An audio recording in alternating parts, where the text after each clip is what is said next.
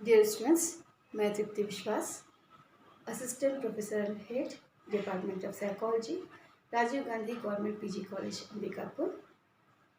आज इस वीडियो के माध्यम से हम जिस नॉन पैरामेट्रिक स्टैटिस्टिक्स के बारे में जानने और समझने का प्रयास करेंगे वो है मीडियन टेस्ट या मध्यांक परीक्षण।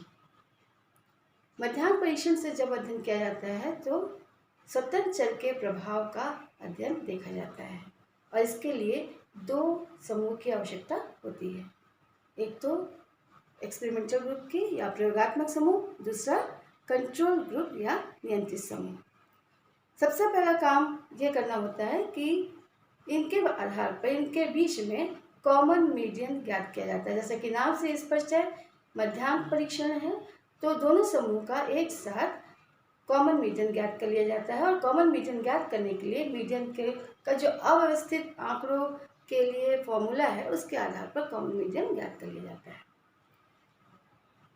अंक इस कॉमन मीडियन से अधिक होने पर उसके आगे प्लस का चिन्ह और कम होने पर माइनस का चिन्ह लगा दिया जाता है।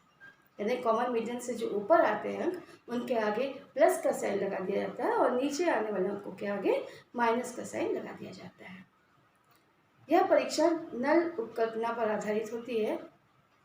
नल उपकल्पना पर आधारित होती है, इसका अर्थ हुआ कि इसके बीच में यानी दोनों समूह के बीच में अंतर नहीं है, ये बात वो मान के चलते हैं। इसकी खास बात ये है या इसमें खास बात ध्यान देने की ये है कि मीडियन टेस्ट में तभी हम परीक्षण कर सकते हैं जब दोनों समूह ऑर्डिनल स्केल पर हो, दोनों समूह के जो प्राप्तांक है वो ऑर्डिनल स्केल पर हो। एक एग्जाम्पल से इसको जानने की कोशिश करते हैं। एक एक्सपेरिमेंट किया गया जिसमें यह जानने की कोशिश की गई कि टाइम एक्सपोजर का रिटेंशन पर क्या प्रभाव पड़ता है। इसके लिए एक्सपेरिमेंटल ग्रुप और कंट्रोल ग्रुप के ऊपर में पेयर्ड एसोसिएशन की लिस्ट दी गई। एक्सपेरिमेंटल ग्रुप को 5 मिनट का टाइम दिया गया इस लिस्ट को पढ़ने के लिए, याद करने के लिए, और कंट्रोल ग्रुप को 2 मिनट का टाइम दिया गया और फिर उनके रिस्पॉन्सेस प्राप्त किए गए और ये जानने की कोशिश की गई कि क्या टाइम का रिटेंशन पर या रिकॉल पर प्रभाव पड़ता है। चलिए इसको इस एग्जाम्पल से देखने की कोशिश करते हैं। एक्सपेरिमेंटल ग्रुप को मार्क्स मिले हैं 10, 16, 15, 17, 6, 7, 4, 12, 13, 8, 20, 18, 16 और कंट्रोल ग्रुप के मार्क्स है या प्राप्तांक है 7, 10, 13, 16, 5, 15, 8, 9, 13, 4, 18, 8, 7 और 4। इनका कॉमन मीडियन ज्ञात किया। कॉमन मीडियन प्राप्त हुआ है 11।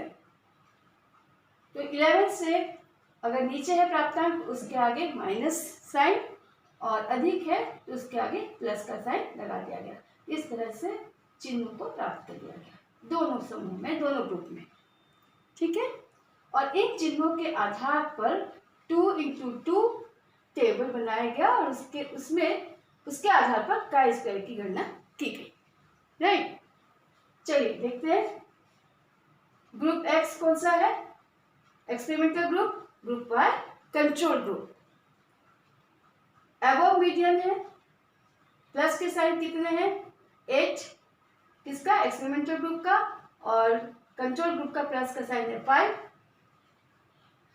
माइनस का साइन मिला है एक्सपेरिमेंटल ग्रुप को 5 और कंट्रोल ग्रुप को 9, अर्थात अबव मीन इतने हुए, सॉरी अबव मीडियन इतने प्राप्त हुए हैं और बिलो मीडियन इतने प्राप्त हुए हैं।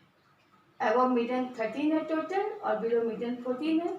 इसी तरह से एक्सपेरिमेंटल ग्रुप का टोटल 13 है और कंट्रोल ग्रुप का टोटल 14 है। राइट, इस तरह से 2x2 टेबल में इसको सजाया गया, ए बी सी और टी, इनका टोटल इस तरह से प्राप्त कर लिया। N1 13, N2 14 और बिग एन यानी पूरा टोटल महायोग जिसको बोलते हैं 27। ठीक है, ये स्थिति आने पर फिर काई स्क्वायर के इस फॉर्मूले के हिसाब से गणना की गई। देखिए n कितना है 27, a और d को क्या करना है, मल्टीप्लाई करना है, b c को मल्टीप्लाई करना है, आपस में इसका अंतर ज्ञात कर लेना है।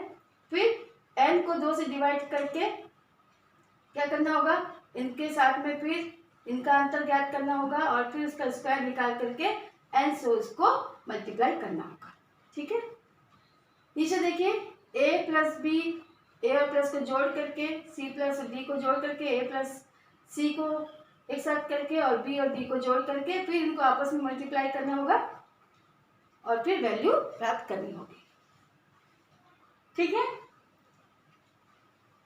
अब देखिए कितना हुआ 27, ए और डी कितना है, ए है 8, डी है 9, बी सी कितना है 5 एंड 5, 27 डिवाइड बाय 2 का स्क्वायर, नीचे ए बी है 8 प्लस 5, सी डी, सी और D 5 plus 9, A plus C 8 plus 5 and 5 plus 9 B plus D. इस तरह से नेक्स्ट स्टेप में क्या होगा, इनका जो मल्टीप्लिकेशन आया है 72, इनका 25 माइनस 25 और 27 डिवाइड बाई 2, इनका जोड़, इन सब का जोड़ आया है 13 14 13 14। नेक्स्ट स्टेप में देखिए इसका डिफरेंस मिला है 47, इसको डिवाइड करने पर 27 डिवाइड बाई 2 करने पर 13.5 और नीचे इन सब को मल्टीप्लाई करने पर ये अंक प्राप्त हुए हैं 33124।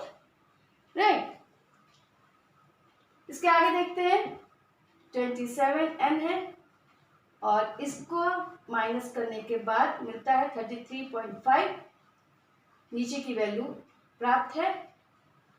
नेक्स्ट 27n है, इसका स्क्वायर करते हैं तो ये वैल्यू प्राप्त होती है 1122.25 डिवाइडेड बाय 33124।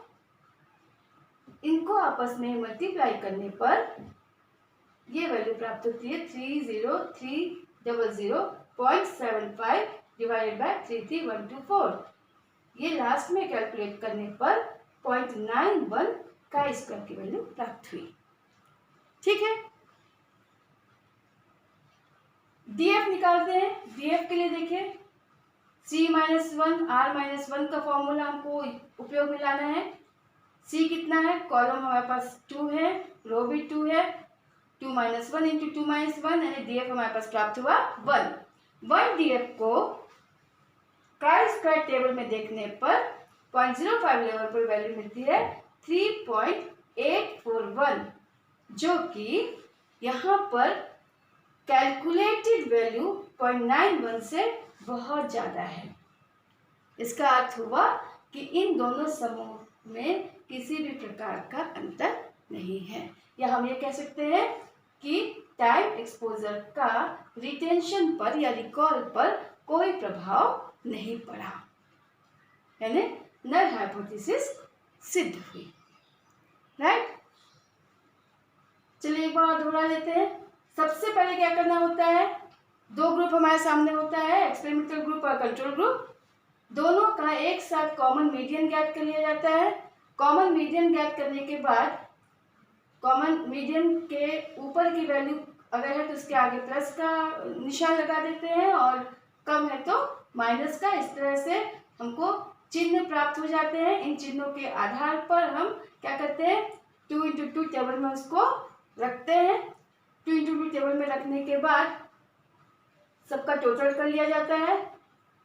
फिर इस फॉर्मूले में रख करके क्या करते हैं, काई स्क्वायर की गणना की जाती है। देखिए इस तरह से रखा गया और फिर अंत में काई स्क्वायर प्राप्त किया गया। काई स्क्वायर की गणना करने के बाद डीएफ ज्ञात करते हैं। डीएफ ज्ञात करने के लिए फॉर्मूला क्या है, C-1 R-1। C क्या कहलाता है, नंबर ऑफ कॉलम्स और आर क्या कहलाएगा, नंबर ऑफ रोज। हमारे पास में 2 रो और 2 कॉलम है, तो 2 - 1 × 2 - 1 इज इक्वल टू डीएफ कितना हुआ 1।